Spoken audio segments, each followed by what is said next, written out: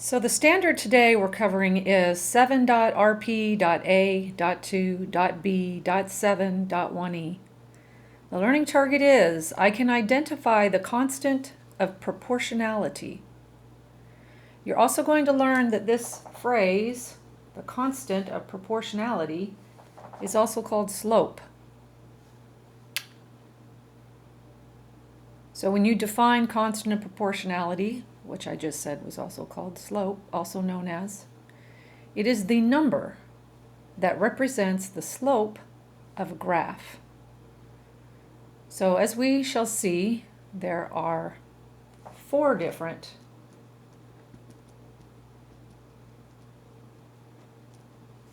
types of slopes.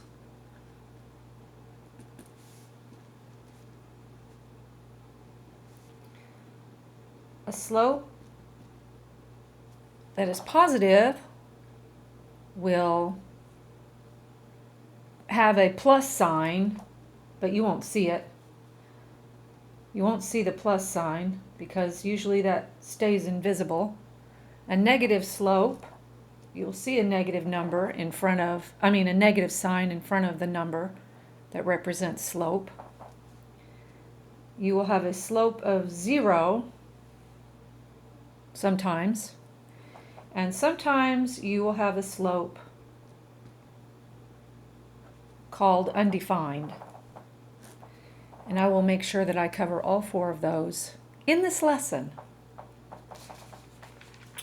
For now, it is important for you to understand how to recognize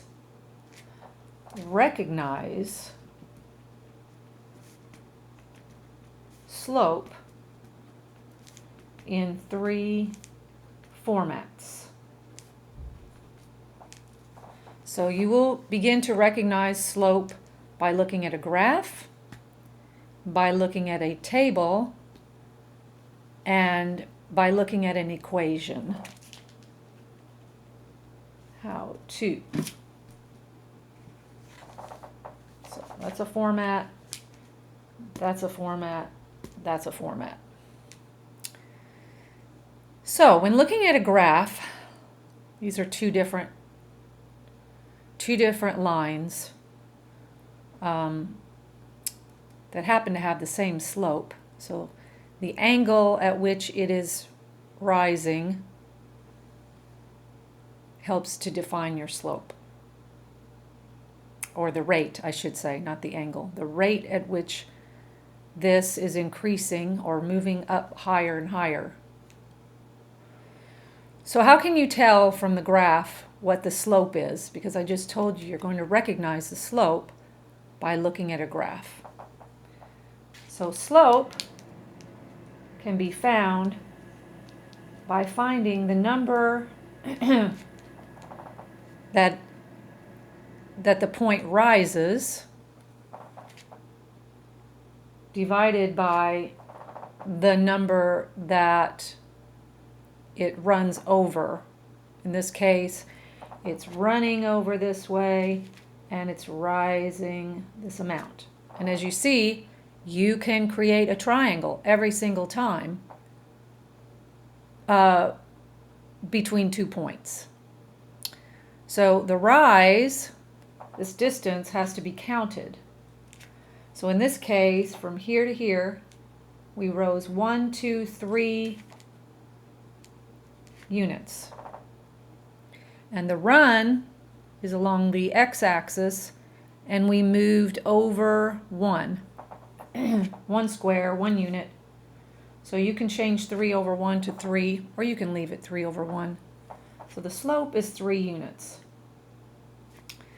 And we can prove that here also the slope is 3 by recognizing that the rise is 3 here and the run is 1. So the slope also, we just proved, is also 3. At a table, when you create, this is what a table is. X coordinates traditionally go in the top row, y coordinates traditionally go in the bottom row. So if we were going to put an x and a y coordinate for this point, we would have to say we went over 1, starting from 0, and up 3 to get to here. So this point should be labeled as 1, 3, which can be now written in the table as 1. We went over 1 and up 3. Sorry, here, over 1 and up 3. This point, starting from the origin, can be labeled as going over 1, 2, 3. We went over, excuse me, we went over 2, sorry, 1, 2, we went over 2 and up 1, 2, 3, 4, 5, 6. So because we went over 2 and up 6, starting from the origin, this point is labeled 2, 6. And we go down here and we put a 2 and we put a 6. Now, when you have a line that goes through 0, 0, you can find the slope by finding the difference between the y values. That's the rise.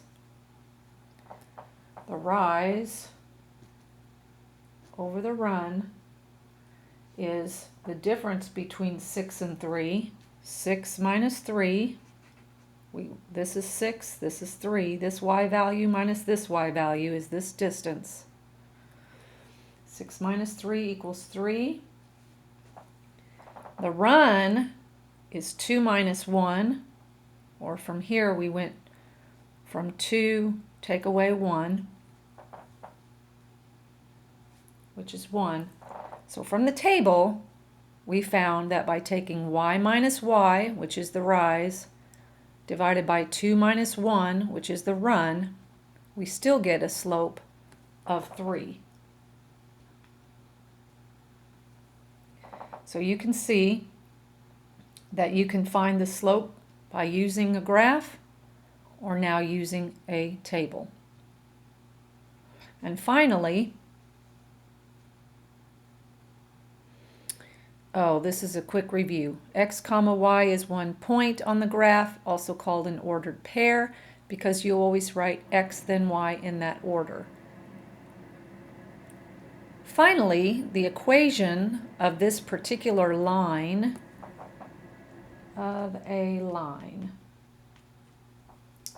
you will see it written in slope-intercept form. Slope-intercept, and I know you're not familiar with slope-intercept, maybe not even this term yet, but written in slope-intercept form, we'll write y equals the slope times x plus some value if the line is starting above 0. But the important thing to recognize right at this time is when you see an equation that looks like y equals something x plus 0, the slope is this number attached, also called a coefficient.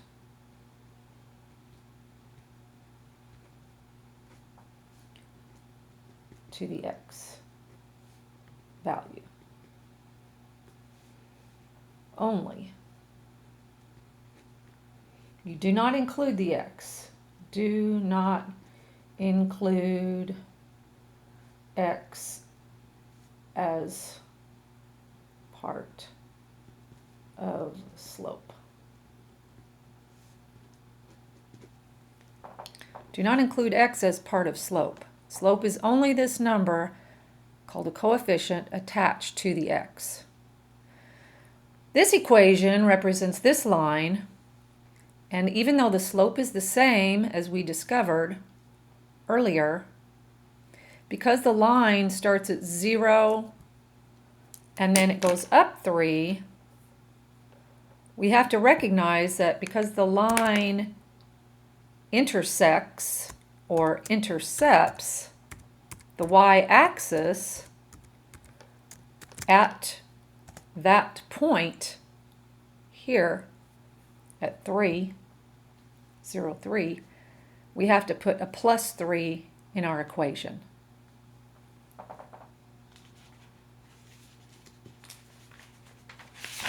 So as I promised you, I would